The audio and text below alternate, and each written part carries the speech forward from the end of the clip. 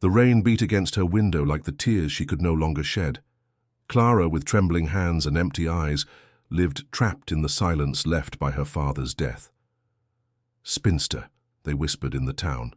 At 33 years old, solitude had become her only companion, until some knocks at her door on a stormy night brought more than rain.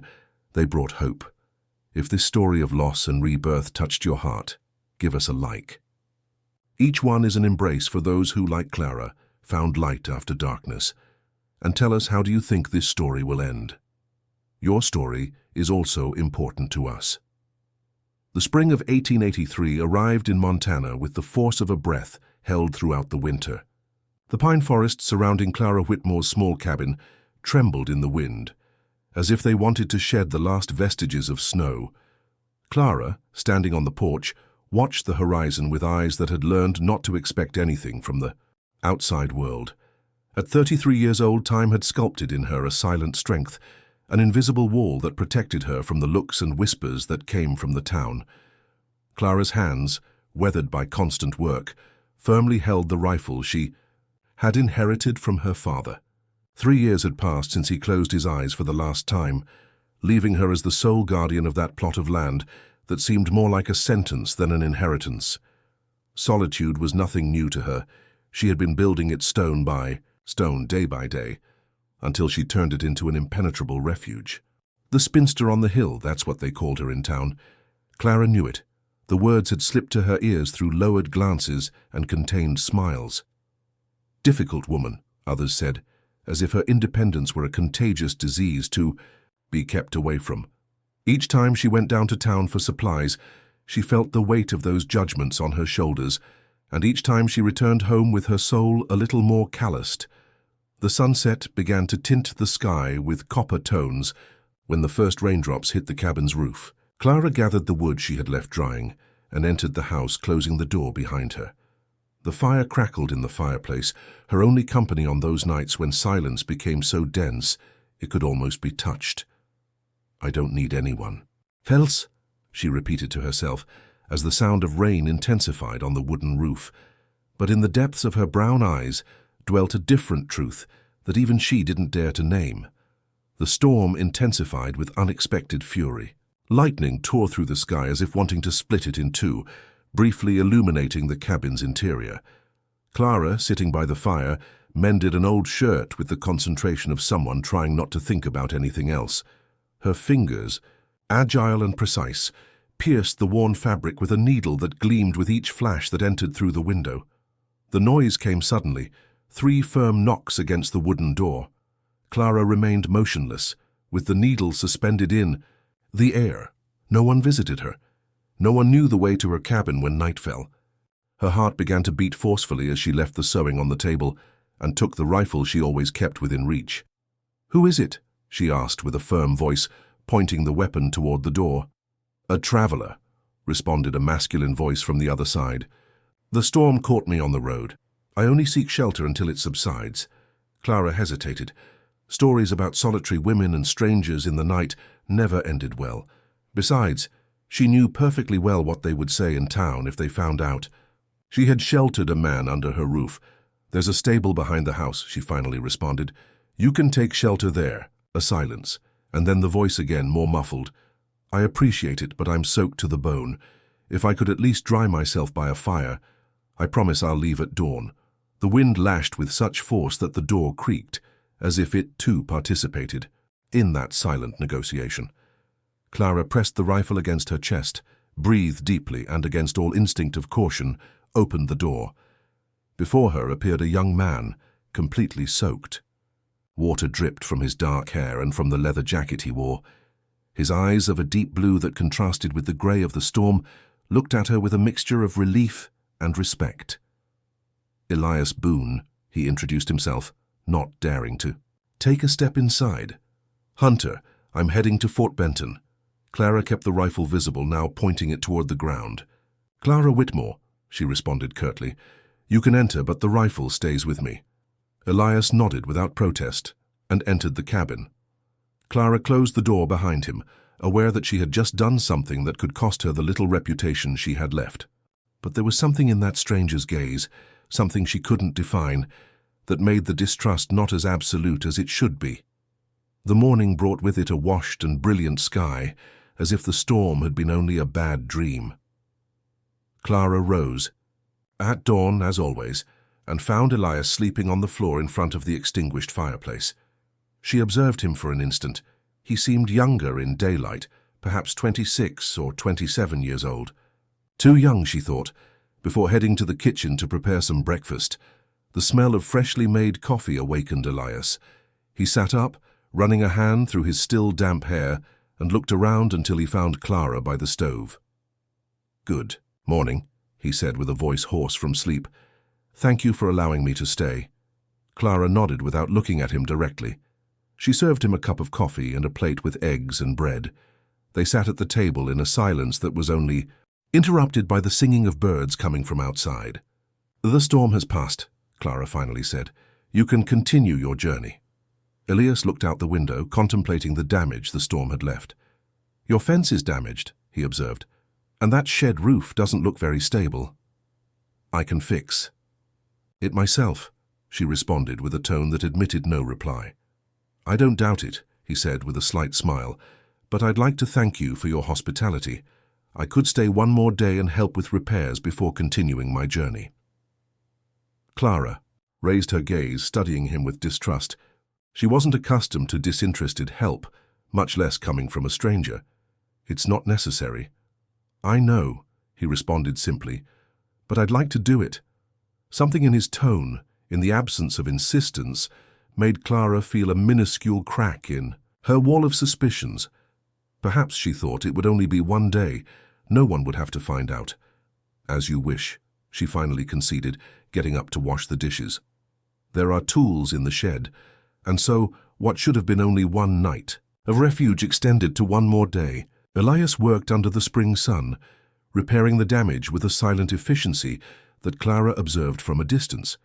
His hands, strong and skillful, transformed what was broken into something solid again. At times, Clara caught herself following his movements with too much attention, and then she would look away, scolding herself internally. "He's too young. I don't want to be a source of laughter," she repeated to herself while continuing with her own tasks, trying to ignore the presence that, without warning, had altered the measured rhythm of her solitary days. 1 week, 7 days that slipped, like water through fingers. Clara didn't know how she had allowed Elias to remain so long. Each morning she told herself it would be the last, that she would ask him to continue his journey. But then he appeared with new projects, fixing the well, taming that wild horse that no one had managed to approach, improving the rabbit traps she used. The afternoon of the 7th day, Clara found him in the stable, brushing with firm but gentle Handstorm, the black horse that not even her father had managed to mount. The animal, surprisingly, allowed himself to be handled with an unthinkable docility from days before. "How did you manage it?" asked Clara from the entrance, genuinely impressed. Elias smiled without stopping his task. "Patience," he responded, "and respect. Animals know when you respect them and when you fear them." Clara observed Elias's hands move with a hypnotic cadence over the animal's coat. There was something in his gestures, in his way of being in the world, that transmitted a calm she had forgotten existed. "Like people," she murmured, more to herself than to him. Elias looked at her then, with an intensity that made Clara avert her gaze. She felt an unexpected warmth in her cheeks, and turned around, pretending to be in a hurry to return to her chores.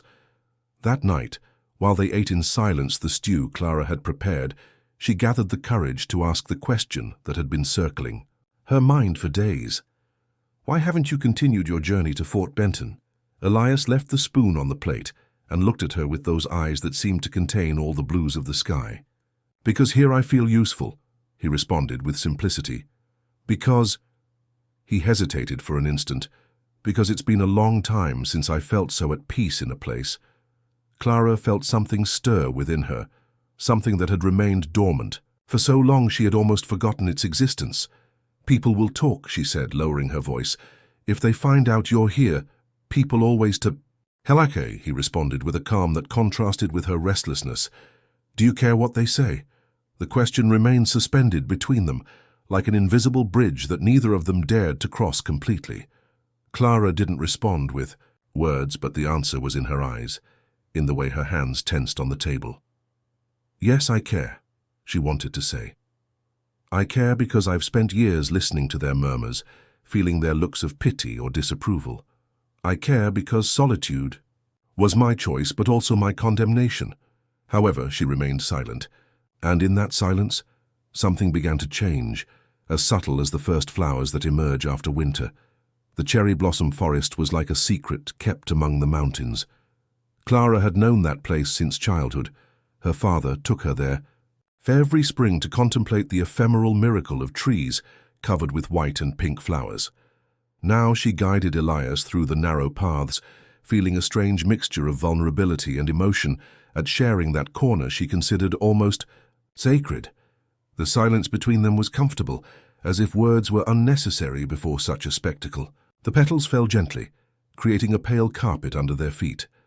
Clara stopped under one of the largest trees and raised her gaze toward the branches laden with flowers.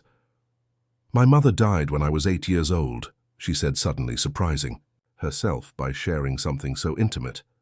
"After her funeral, my father brought me here. He told me that beauty continued to exist, even in the midst of pain." Elias remained silent for a moment, respecting the gravity of the confession. "He was right," he finally responded. "Sometimes it's the only thing that keeps us standing." Clara looked at him, intuiting that behind those words was a story. "What keeps you standing, Elias?" He picked up one of the fallen petals and held it between his fingers, contemplating it as if it contained some hidden truth. "My younger brother Samuel died in the Civil War," he began with his voice slightly broken. "I should have been there with him, but I got sick just before his regiment departed. He went in my place."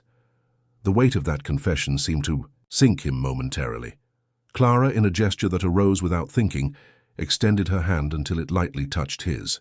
"Since then," continued Elias after a moment, "I've been wandering aimlessly, looking for something I can't define."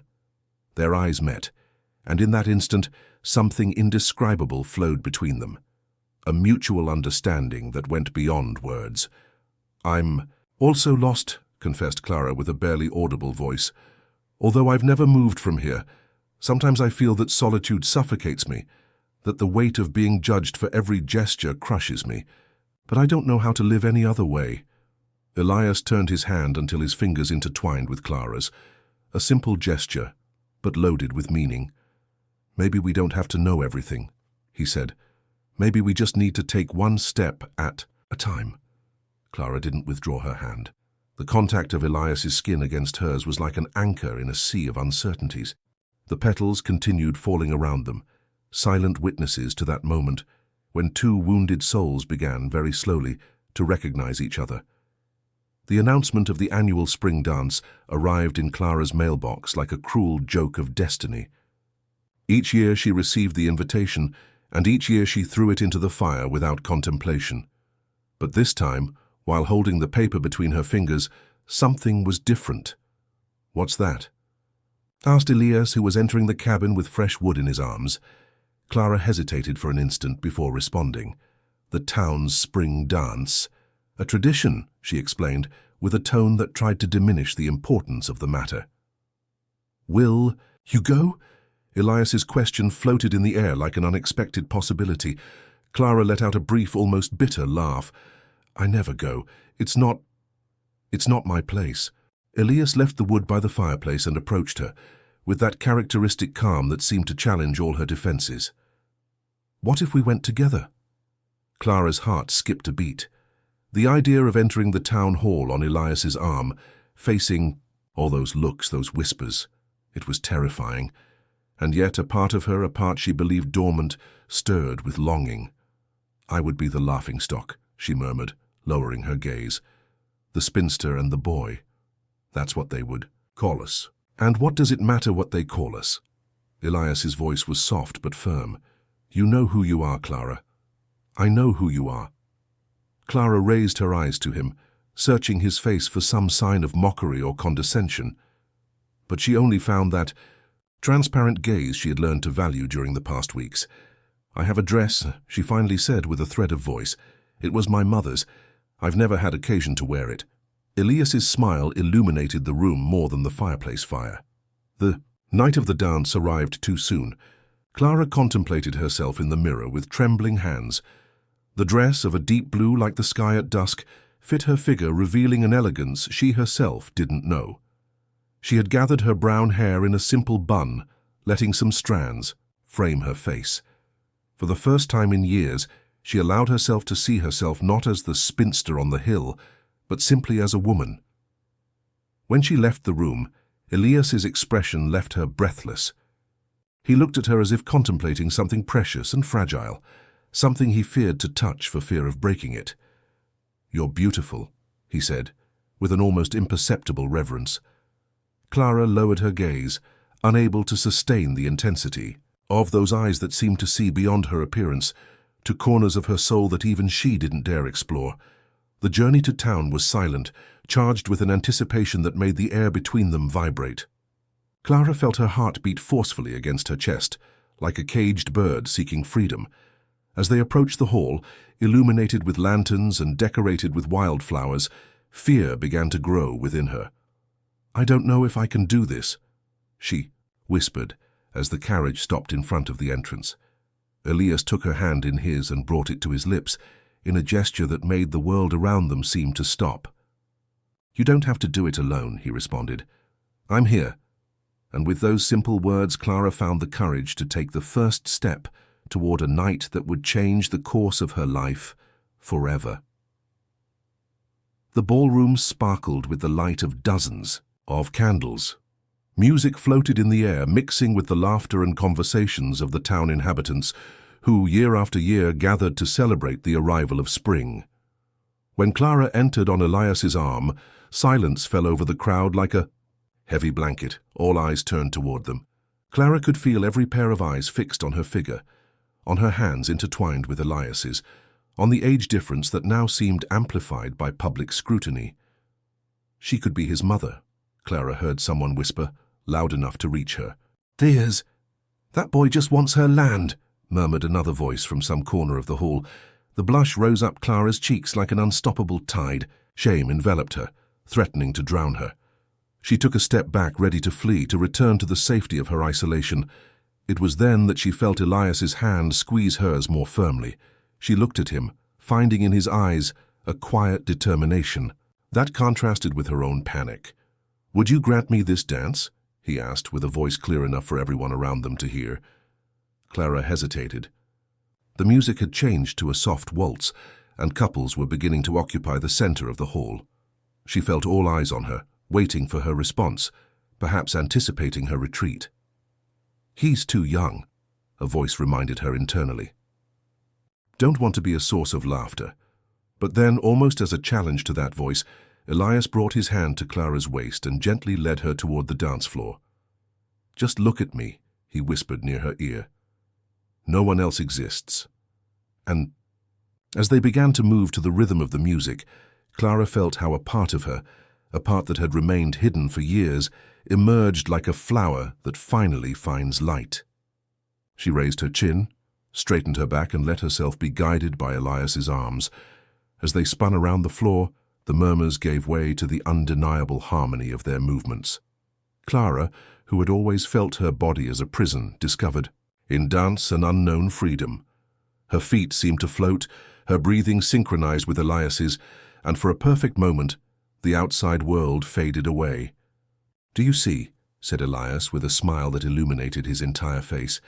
"This is all that matters. This moment." Clara returned the smile, an authentic smile that transformed her features and made her seem years younger. In that instant, she understood that something fundamental had changed within her.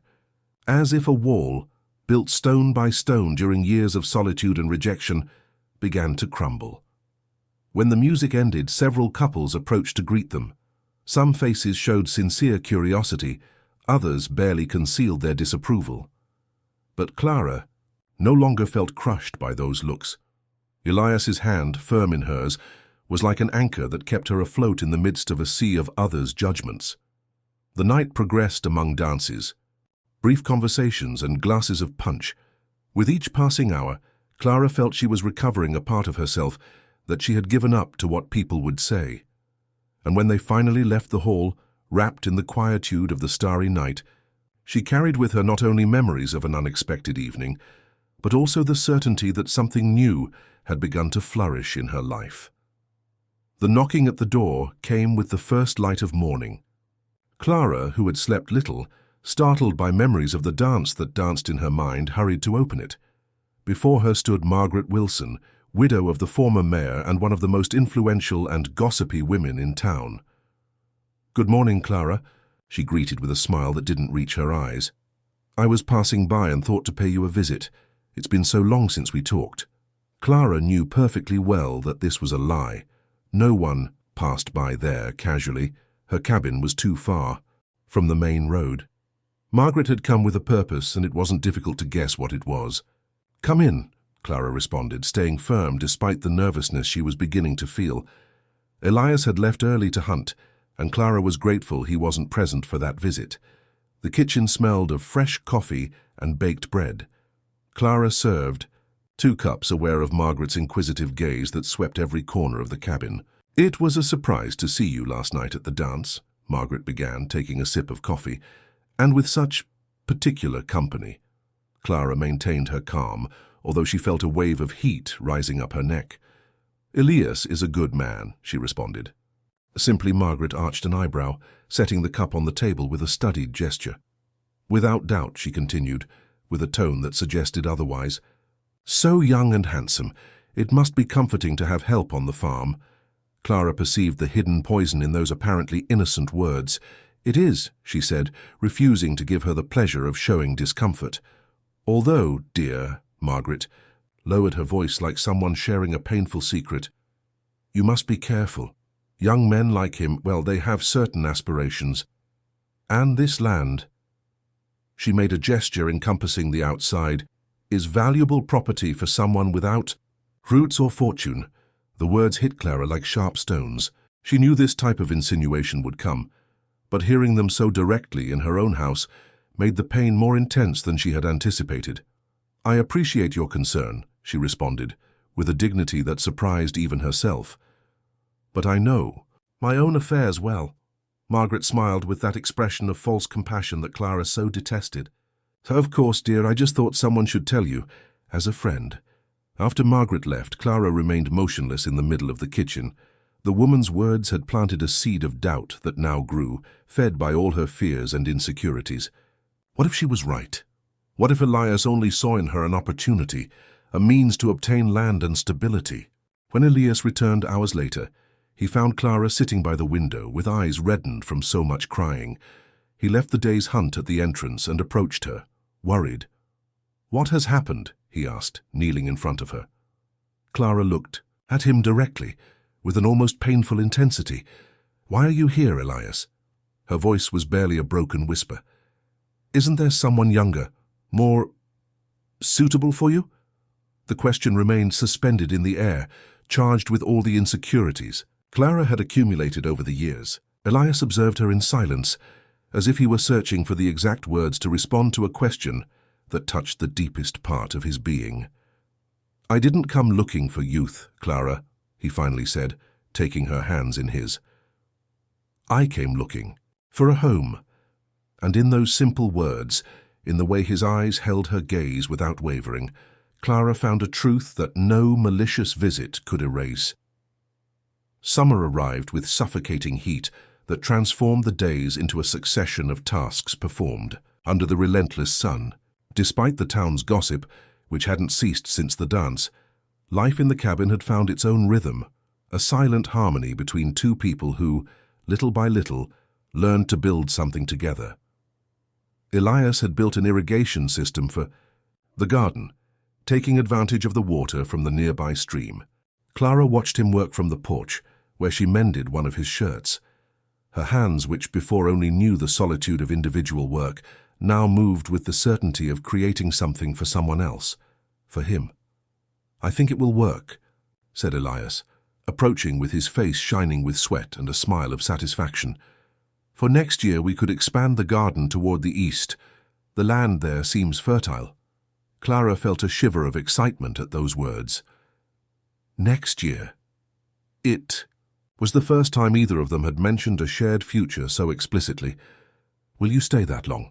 She asked, trying to make her voice sound casual, although her heart beat forcefully. Elias sat next to her on the porch, taking a moment to catch his breath. I'll stay as long as you want me here, he responded, with a simplicity that would disarm any doubt.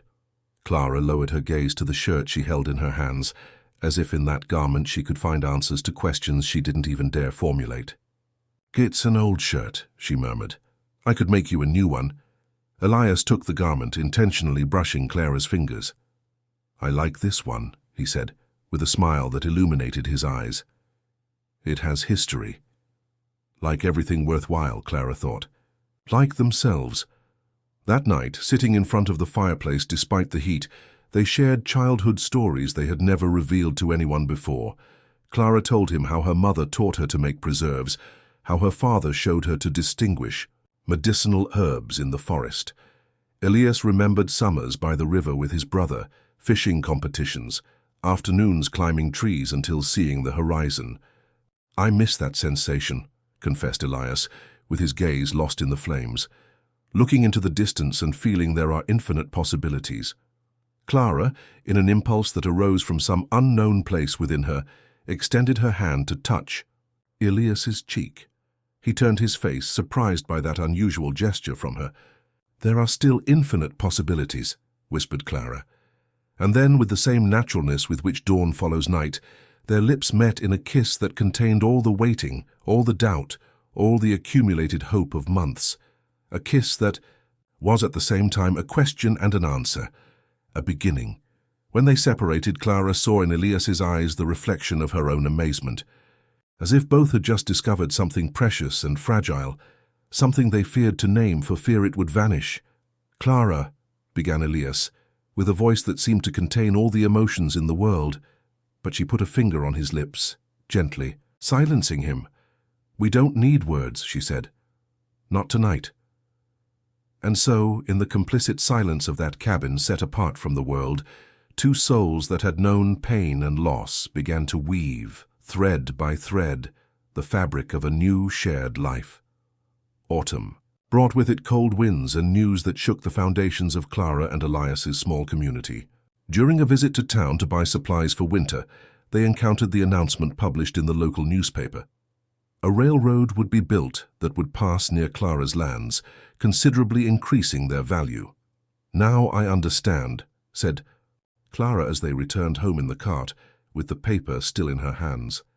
This is why Margaret came to warn me. They knew about the project before anyone else.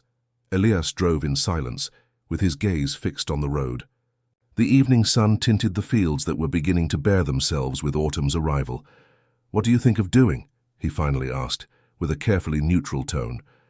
Clara looked at him, surprised by the question. Doing? With the land, he clarified. Now it's worth much more. You could sell it, start a new life somewhere else. A tense silence settled between them. Clara felt a weight in her stomach, as if suddenly all the insecurities she had managed to overcome during the last months returned with renewed force. Is that what you want? She asked with a trembling voice. For me to sell the land and… What? Move? Or do you think I should sell it to you? The last words came out with more bitterness than she intended. She saw how Elias tensed, as if he had received a physical blow. After all this time you still think I'm with you for your land? The incredulity in his voice was palpable. Clara realized too late how unfair her insinuation was. But fear, that old companion that never completely abandoned her, had spoken. For her? No, She tried to rectify, but the words seemed to stick in her throat. Elias stopped the cart and turned toward her, taking her by the shoulders with a gentleness that contradicted the intensity of his gaze. Listen to me well, Clara Whitmore. I don't care if your land is worth $1 or $1 million. I don't care if you live in a mansion or a tent. The only thing that matters to me is you. Only you. Tears began to roll down Clara's cheeks, releasing all the accumulated tension. I know, she sobbed. I know now. It's just that all my life I've waited to be abandoned. It's the only thing I know. Elias drew her to him, enveloping her in an embrace that seemed to want to protect her not only from the cold, but from all the ghosts of the past that still pursued her. I'm not going to abandon you, he murmured against her hair. And you're not going to abandon me. We are a home, Clara, one for the other. That night, lying next to Elias in the bed they now shared, Clara made a decision. She wouldn't sell the land, but she also wouldn't stay. Trapped in the past, it was time to build something new, something of their own. I want to marry you, she whispered in the darkness, with a clarity that only comes when one has crossed doubt and found certainty on the other side. She felt how Elias remained motionless for a moment, and then how he turned to look at her, even in the penumbra of the room. Are you sure? He asked with a voice that mixed hope and caution. Clara nodded, although she knew he could barely distinguish the gesture. I've never been more sure of anything in my life. And so, with that promise whispered in the intimacy of their cabin, Clara closed a chapter of her existence and opened another, one in which she would no longer be alone to face winters, gossip, or whatever changes destiny might bring her. The wedding was simple, celebrated in the cabin on a snowy December day. There were no grand decorations or luxurious dresses, only a justice of the peace brought from town, a bouquet of dried flowers that Clara had prepared with her own hands, and the presence of a few neighbors who, with time, had begun to accept that unusual relationship. Margaret Wilson didn't attend, of course, nor many others who still considered it scandalous for a woman of Clara's age to marry a man 7 years younger. But Clara no longer cared about those judgments. She had learned alongside Elias that life was too short to live it according to others' expectations. After the ceremony, while the guests shared the food Clara had prepared for days, she slipped away to the bedroom. From an old trunk she extracted a small object wrapped in cloth, her father's pocket watch. She unwrapped it carefully, contemplating for a moment the golden gleam of the metal, the initials engraved on the cover. When she returned to the living room, she sought Elias with her gaze. She found him by the window, watching the snow fall with that calm that so characterized him. She approached him and, without saying a word, handed him the watch. It was my father's, she explained, while Elias held it with reverence in his hands. He always said he would give it to the man I chose if I ever found someone worthy. Elias opened the watch, discovering inside an inscription, "Time is the only treasure worth sharing." "It is," murmured Elias, closing the watch and pressing it against his chest.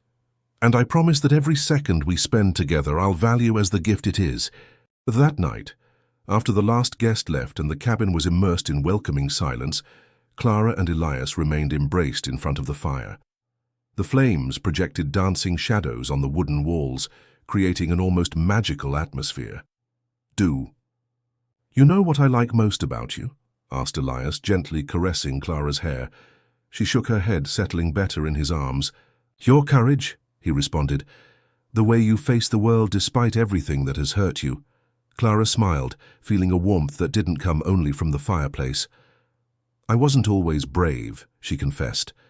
"For years my fear was stronger than my desire to live fully." "That also requires courage," said Elias, surviving each day, continuing forward despite the pain. Clara turned to look directly into his eyes, those eyes that had been her anchor and her horizon during the last year. "With you, I've learned that there's something beyond survival," she said, with a voice charged with emotion. "There's life, Elias, a life worth living." And while the snow continued falling outside, covering the world with its white mantle, Clara felt that for the first time in many years, she was exactly where she should be, at home. The following spring brought with it more than nature's rebirth. With the first flowers, also came the news that would forever transform life in the small cabin. Clara was pregnant. The revelation was received with silent amazement by both. Clara, at 34 years old, had given up the idea of motherhood long ago. Elias, for his part, couldn't contain his joy, although he tried to restrain it out of respect for the fears he saw reflected in Clara's eyes. "What if I don't know how to be a mother?" she asked one night while they rested in bed after a long day of work. "I lost mine when I was so small." Elias placed a hand on Clara's still flat belly in a protective gesture that had become habitual. "You'll know," he responded with conviction. The same way you knew how to survive alone, how to rebuild your life, how to open your heart despite fear.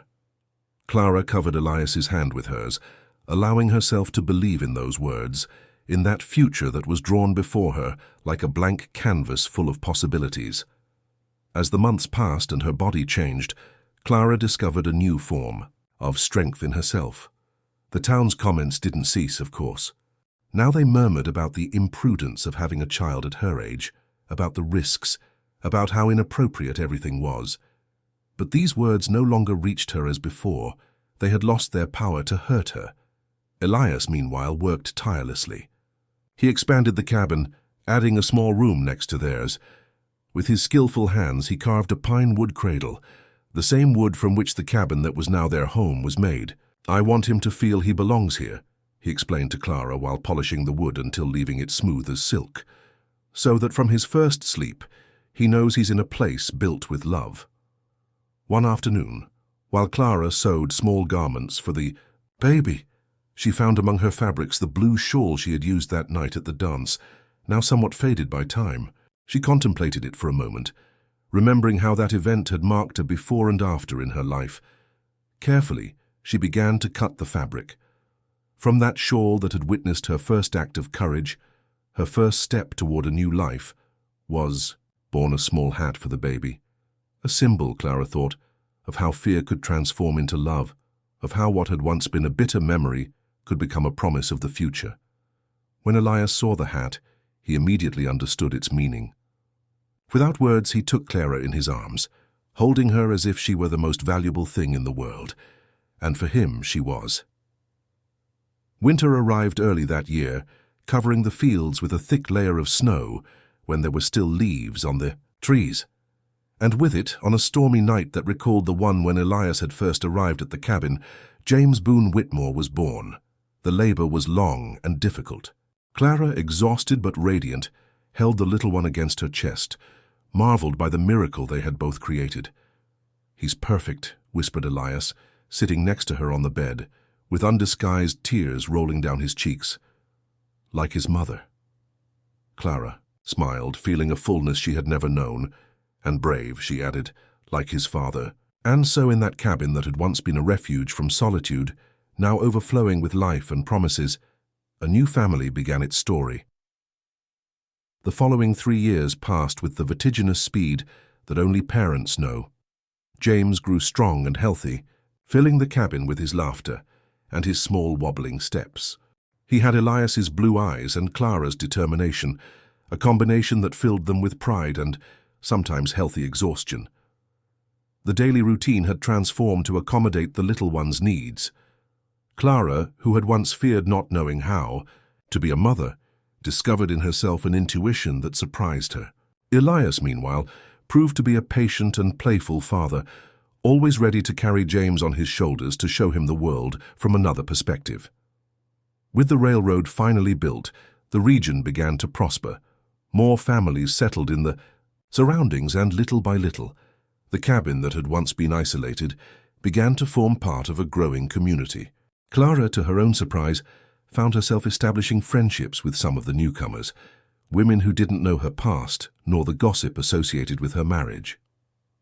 One autumn afternoon, while James slept his nap, Clara sat on the porch with a cup of tea. From there she could see Elias working in the garden, preparing the earth for winter. His figure, now so familiar and beloved, moved with the security of someone who knows himself in his place in the world.